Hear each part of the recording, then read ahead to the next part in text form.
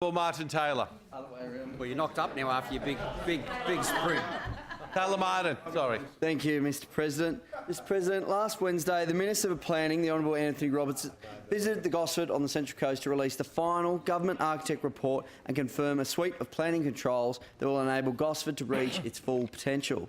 Gosford CBD has traditionally been the capital of the Central Coast. However, as new retail and commercial hubs developed elsewhere and the population expanded north, Gosford's amenities and significance has dwindled over the decades. The community knows the potential that exists in the Gosford CBD with its beautiful setting, good transport links, fantastic health services and waterfront stadium. Over the years, many have made plans, but few have had the follow-through to implementation that this government is focused on to truly make Gosford great again.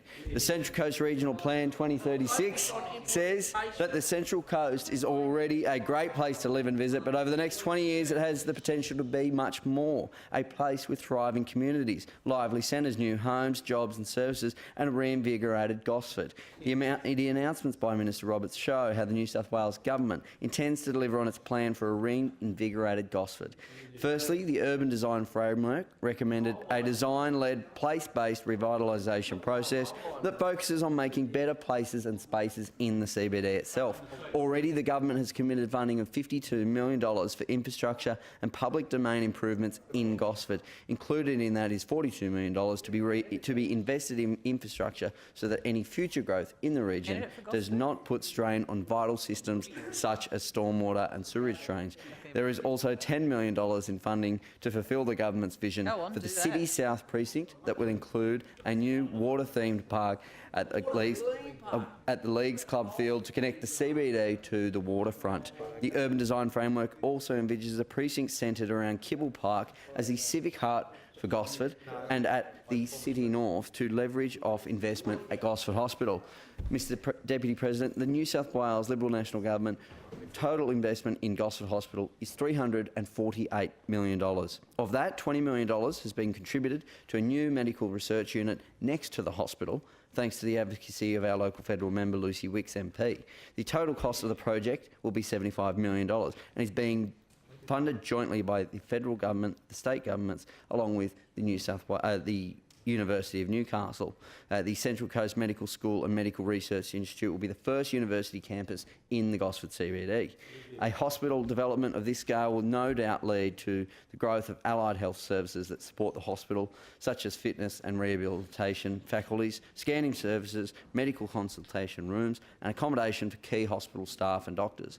However, the railway is a significant barrier to linking the hospital and university precinct with the area of potential growth right in the city heart.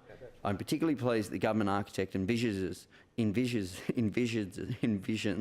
improvement in pedestrian connections across the railway. The Minister has also announced the finalisation of the Gosford City Centre State Environmental Planning Policy, the SEP, Development Control Plan, the DCP, and Special Infrastructure Contributions. And I thank the Honourable Scott McDonald, who's here tonight, for his work on behalf of the locals there and everything that's gone into making this reality. The new measures actually implement the government architect's framework and will ensure that any new development in the Gosford CBD is design-led, streamlined, flexible and efficient, and the controls will require all future development in Gosford City Centre to achieve design excellence. They also take into account the specific issues that were raised by the community during consultation by protecting sunlight access to places like Kibble Park and Leagues Club Park, as well as ensuring the views of the Brisbane Water, the Rumballara Reserve and President's Hill. The requirements for direct sunlight to Kibble Park in particular was strengthened by the consultation period to ensure that at least 60% of the park receives 4 hours of direct sunlight in the middle of the day, compared to 50% that was exhibited earlier. Excellent.